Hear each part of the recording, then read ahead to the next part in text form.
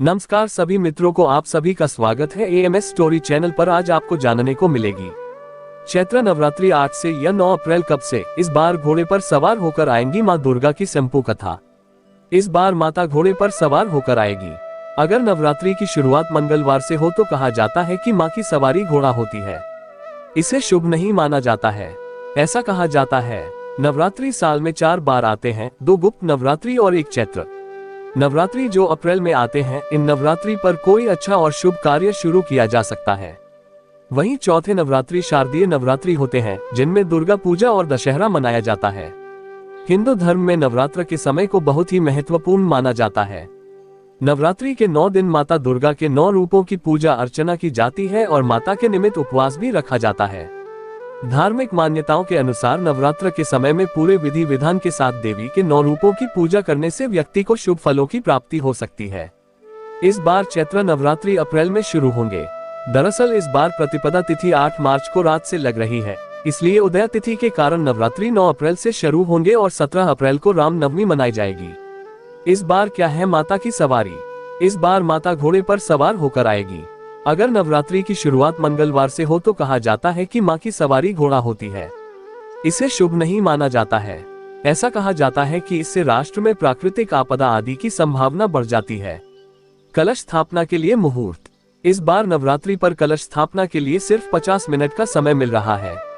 कलश स्थापना 9 अप्रैल को सुबह 6:12 बजे से 10:23 बजे सुबह तक कर सकते हैं। ये सामान्य मुहूर्त है, जिसमें 4 घंटे 11 मिनट कलश स्थापना के लिए मिल रहे हैं। घट स्थापना अभिजित मुहूर्त दोपहर 12:03 बजे से 12:53 दोपहर बजे तक है। इसमें कुल 50 मिनट ही घट स्थापना के लिए मिल रहे हैं। दोनों ही मुहूर्त अच्छे हैं। कलश स्थापना की आवश्यक सामग्री: कलश स्थापना के लिए अनाज, मिट्टी का बर्तन, पवित्र मिट्टी, कलश, गंगाजल, आम या अशोक के पत्ते, सुपारी, जटा वाला नारियल, लाल सूत्र, मौली, इलायची, लौंग, कपूर, रोली, अक्षत, लाल कपड़ा और फूल आदि। पहला चैत्र नवरात्रि 9 अप्रैल 2024 मंगलवार मां शैलपुत्री पूजा घट स्थापना। दूसरा चैत्र नवरात्रि 10 अप्रैल 2024 बुधवार मां ब्रह्मचारिणी पूजा। तीसरा चैत्र नवरात्रि 11 अप्रैल 2024 गुरुवार मां चंद्रघंटा पूजा। चौथा चैत्र नवरात्रि 12 अप्रैल 2024 शुक्रवार मां कुष्मांडा पूजा। पांचवा चैत्र नवरात्रि 13 अप्रैल 2024 शनिवार मां स्कंदमाता पूजा। छठा चैत्र नवरात्रि 14 अप्रैल 2024 रविवार मां कात्यायनी पूजा। सातवां चैत्र नवरात्रि 15 अप्रैल 2024 सोमवार मां कालरात्रि पूजा। आठवां चैत्र नवरात्रि 16 अप्रैल 2024 मंगलवार मां महागौरी पूजा और दुर्गा महाअष्टमी पूजा।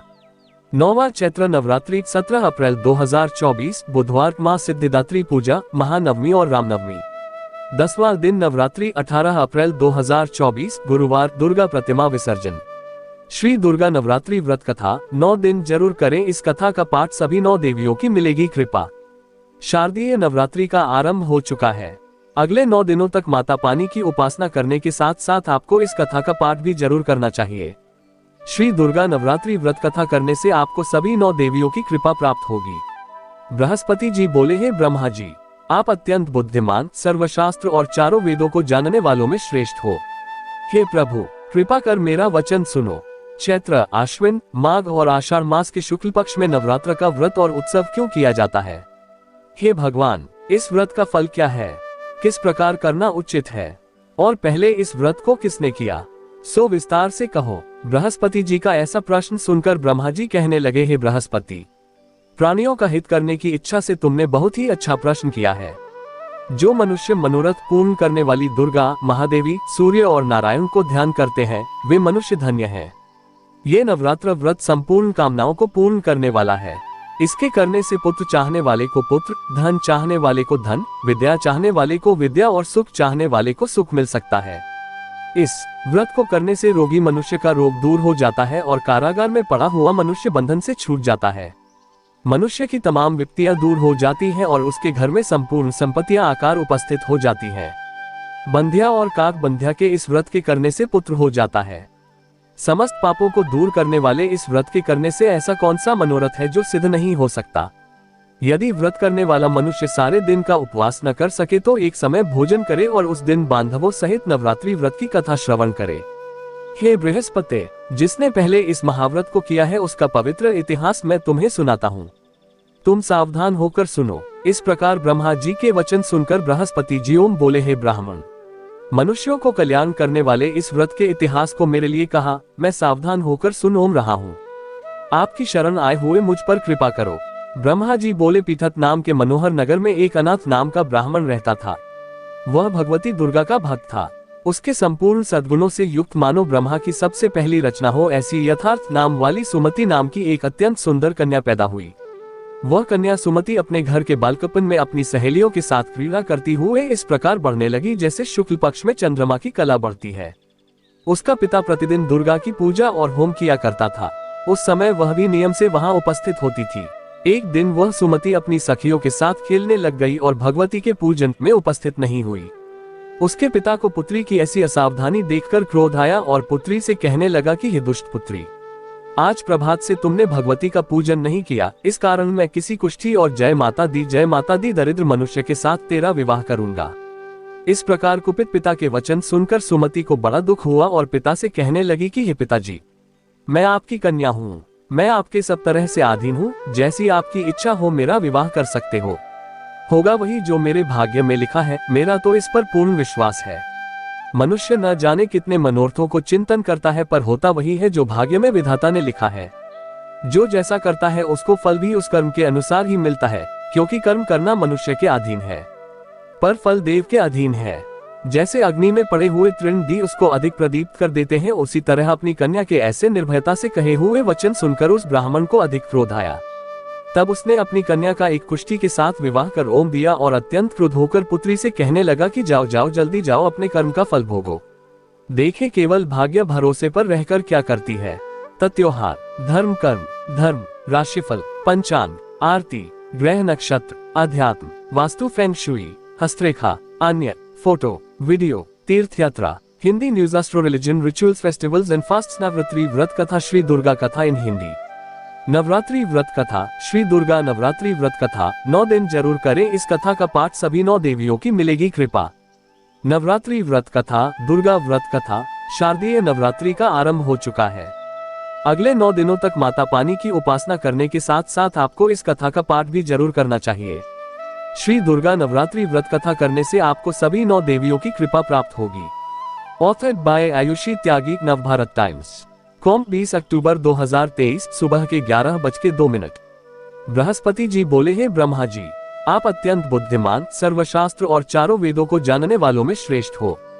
हे प्रभु, कृपा कर मेरा वचन सुनो। चैत्र, आश्विन, माघ और आषाढ़ मास के शुक्ल पक्ष में नवरात्र का व्रत और उत्सव क्यों किया जाता है? हे भगवान, इस व्रत का फल क्या है? किस प्रकार करना उचित है? और पहले इस व्रत को किसने किया? सो विस्तार से कहो। बृहस्पति जी का ऐसा प्रश्न सुनकर ब्रह्मा जी कहने लगे, हे बृहस्पति, प्राणियों का हित करने की इच्छा से तुमने बहुत ही अच्छा प्रश्न किया है। जो मनुष्य मनोरथ पूर्ण करने वाली दुर्गा, महादेवी, सूर्य और नारायण को ध्यान करते हैं, वे मनुष्य धन्य हैं। ये नवरात्र व्रत संपूर्ण कामनाओं को पूर्ण करने वाला है। इसके करने से पुत्र चाहने वाले को पुत्र, धन चाहने वाले को धन, विद्या चाहने वाले को विद्या और सुख चाहने वाले को सुख मिल सकता है। इस व्रत को करने से रोगी मनुष्य का रोग दूर हो जाता है और कारागार में पड़ा हुआ मनुष्य बंधन से छूट जाता है। मनुष्य की तमाम विपत्तियां दूर हो जाती हैं और उसके घर में संपूर्ण संपत्तियां आकार उपस्थित हो जाती हैं। बंध्या और काक बंध्या के इस व्रत के करने से पुत्र हो जाता है। समस्त पापों को दूर करने वाले इस व्रत के करने से ऐसा कौन सा मनोरथ है जो सिद्ध नहीं हो सकता। Navbharat Times, com. श्री दुर्गा नवरात्रि बालकपन में अपनी सहेलियों के साथ क्रीड़ा करती हुए इस प्रकार बढ़ने लगी जैसे शुक्ल पक्ष में चंद्रमा की कला बढ़ती है। उसका पिता प्रतिदिन दुर्गा की पूजा और होम किया करता था। उस समय वह भी नियम से वहां उपस्थित होती थी। एक दिन वह सुमति अपनी सखियों के साथ खेलने लग गई और भगवती के पूजन में उपस्थित नहीं हुई। उसके पिता को पुत्री की ऐसी असावधानी देखकर क्रोध आया और पुत्री से कहने लगा कि हे दुष्ट पुत्री, आज प्रभात से तुमने भगवती का पूजन नहीं किया, इस कारण मैं किसी कुष्ठी और जय माता दी दरिद्र मनुष्य के साथ तेरा विवाह करूंगा। इस प्रकार कुपित पिता के वचन सुनकर सुमति को बड़ा दुख हुआ और पिता से कहने लगी कि हे पिताजी, मैं आपकी कन्या हूँ, मैं आपके सब तरह से अधीन हूँ, जैसी आपकी इच्छा हो मेरा विवाह कर सकते हो। होगा वही जो मेरे भाग्य में लिखा है, मेरा तो इस पर पूर्ण विश्वास है। मनुष्य न जाने कितने मनोरथों को चिंतन करता है, पर होता वही है जो भाग्य में विधाता ने लिखा है। जो जैसा करता है उसको फल भी उस कर्म के अनुसार ही मिलता है, क्योंकि कर्म करना मनुष्य के अधीन है, पर फल देव के अधीन है। जैसे अग्नि में पड़े हुए तृण दी उसको अधिक प्रदीप्त कर देते हैं, उसी तरह अपनी कन्या के ऐसे निर्भयता से कहे हुए वचन सुनकर उस ब्राह्मण को अधिक क्रोध आया। तब उसने अपनी कन्या का एक कुष्ठी के साथ विवाह कर ओम दिया और अत्यंत क्रुद्ध होकर पुत्री से कहने लगा कि जाओ जाओ, जल्दी जाओ, अपने कर्म का फल भोगो। देखे केवल भाग्य भरोसे पर रहकर क्या करती है। सब प्रकार से कहे हुए पिता के कटु वचनों को सुनकर सुमति अपने मन में विचार करने लगी कि हो मेरा बड़ा दुर्भाग्य है जिससे मुझे ऐसा पति मिला। इस तरह अपने दुख का विचार करती हुई वह सुमति अपने पति के साथ वन चली गई और भयानक वन में कुशायुक्त स्थान पर उन्होंने वह रात बड़े कष्ट से व्यतीत की।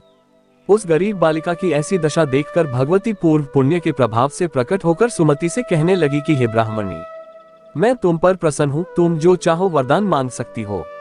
मैं प्रसन्न होने पर मनोवांछित फल देने वाली हूँ। इस प्रकार भगवती दुर्गा का वचन सुनकर ब्राह्मणी कहने लगी कि आप कौन है जो मुझ पर प्रसन्न हुई हो। ये सब मेरे लिए कहा और अपनी कृपा दृष्टि से मुझ दासी को कृतार्थ करो। ऐसा ब्राह्मणी का वचन सुनकर देवी कहने लगी कि मैं आदि शक्ति हूँ और मैं ही ब्रह्मा विद्या और सरस्वती हूँ।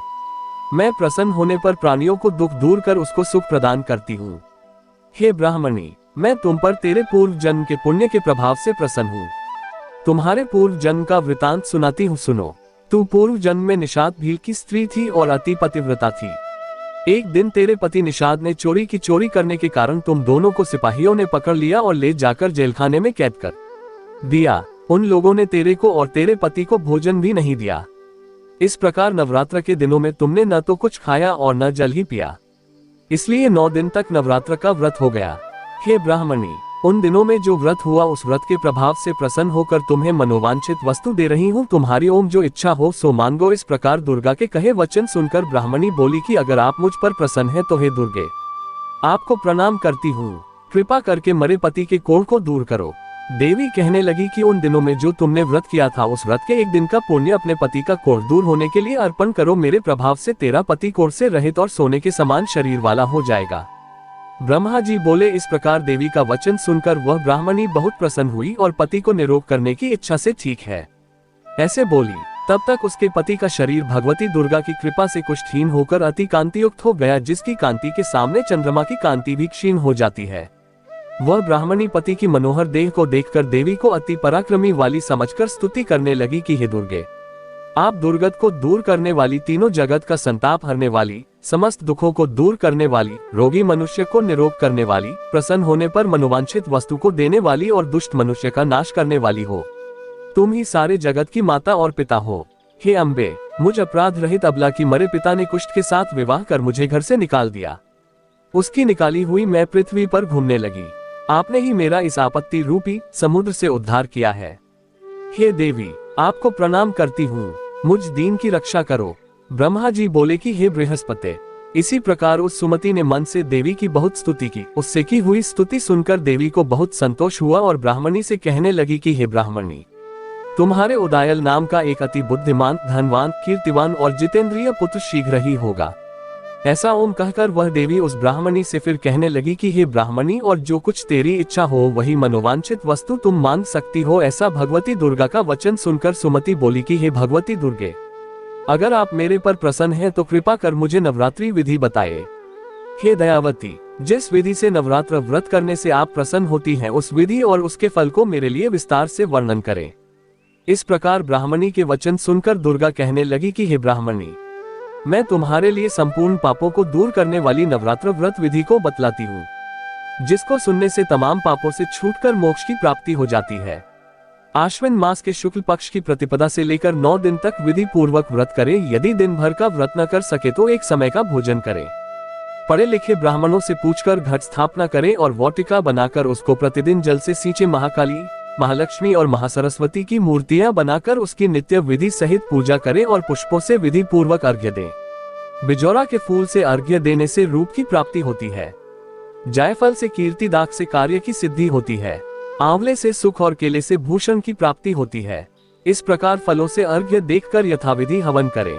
खांड, घी, गेहूं, शहद, जौ, तिल, बिंब, नारियल, दाख और कदम इनसे हवन करें। गेहूं होम करने से लक्ष्मी की प्राप्ति होती है। खीर व चंपा के पुष्पों से धन और पत्तनों से तेज और सुख की प्राप्ति होती है। आंवले से कीर्ति और केले से पुत्र हो। कमल से राज सम्मान और दुखों से सुख संपत्ति की प्राप्ति होती है। व्रत करने वाला मनुष्य इस विधान से होम कर आचार्य को अत्यंत नम्रता के साथ प्रणाम करे और यज्ञ की सिद्धि के लिए उसे दक्षिणा दे। इस महाव्रत को पहले बताई हुई विधि के अनुसार जो कोई करता है उसके सब मनोरथ सिद्ध हो जाते हैं। इसमें तनिक भी संशय नहीं है। इन 9 दिनों में जो कुछ दान आदि दिया जाता है उसका करोड़ों गुना फल मिलता है। इस नवरात्रि के व्रत करने से ही अश्वमेघ यज्ञ का फल मिलता है। हे ब्राह्मणी, इस संपूर्ण कामनाओं को पूर्ण करने वाले उत्तम व्रत को तीर्थ मंदिर अथवा घर में ही विधि के अनुसार करें। ब्रह्मा जी बोले कि हे बृहस्पति, इस प्रकार ब्राह्मणी को व्रत की विधि और फल बताकर देवी अंतर्ध्यान हो गई। जो मनुष्य या स्त्री इस व्रत को भक्ति पूर्वक करता है वह इस लोक में सुख पाकर अंत में दुर्लभ मोक्ष को प्राप्त होता है। हे बृहस्पति, ये दुर्लभ व्रत का महात्म्य मैंने तुम्हारे लिए बतलाया है। ऐसा ब्रह्मा जी के वचन सुनकर बृहस्पति जी आनंद के कारण रोमांचित हो गए और ब्रह्मा जी से कहने लगे, हे ब्रह्मा जी, आपने मुझ पर अति कृपा की जो अमृत के समान इस नवरात्रि व्रत का महात्म्य सुनाया। हे प्रभु, आपके बिना और कौन इस महात्म्य को सुना सकता है। ऐसे बृहस्पति जी के वचन सुनकर ब्रह्मा जी बोले कि हे बृहस्पति, तुमने सब प्राणियों का हित करने वाले इस अलौकिक व्रत को पूछा है, इसलिए तुम धन्य हो। ये भगवती शक्ति संपूर्ण लोकों का पालन करने वाली है। इस महादेवी के प्रभाव को कौन जान सकता है। धन्यवाद सभी मित्रों को। आप सभी से आशा करता हूँ आपने ये नवरात्रों की कथा जरूर सुनी होगी एवं हमारे इस चैनल को ऐसे ही रोचक भरी कथा ग्रंथ एवं हिंदू धर्म से जुड़ी हुई जानकारी के लिए हमारे AMS स्टोरी चैनल को सब्सक्राइब जरूर करें।